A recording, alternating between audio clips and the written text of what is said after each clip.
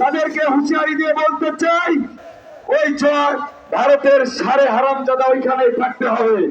ভারতকে তারা বলে বাংলাদেশে 90 দিনের ভিতরে নির্বাচন দিতে হবে। ভারতের কাছে নির্বাচন চান, ভারতেই নির্বাচন করে থাকেন। বাংলাদেশে আপনাকে আর প্রয়োজন নাই। বাংলাদেশে নির্বাচন করতে হলে বাংলাদেশে এসে বিচারের মুখোমুখি হতে হবে। আর শেখ হাসিনা পালিয়ে গেছে, তাই কি সে বেঁচে গেছে?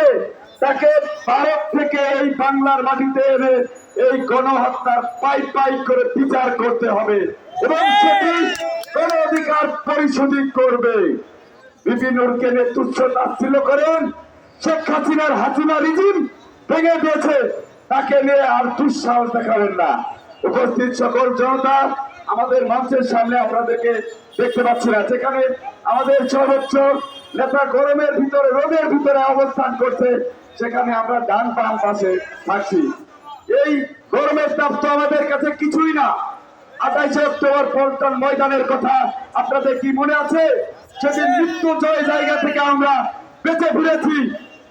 বিগত কয়েকদিনের আন্দোলনে আমাদের উপর যে নির্মম নির্যাতন করা হয়েছে, সেই গণহত্যার বিচার কি আপনারা চান না? এই বিচার যদি চান, তাহলে এখানে যারা উপস্থিত হয়েছেন সকলকে নিয়ে একটা স্লোগান দিতে চাই। সবাই রাজি আছেন? শেখ হাসিনার চামড়া, শেখ হাসিনার চামড়া, শেখ হাসিনার চামড়া।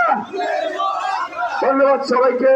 সবাই সুশৃঙ্খল ভাবে আজকের অনুষ্ঠান পরিচালনা করুন। ধন্যবাদ সবাই।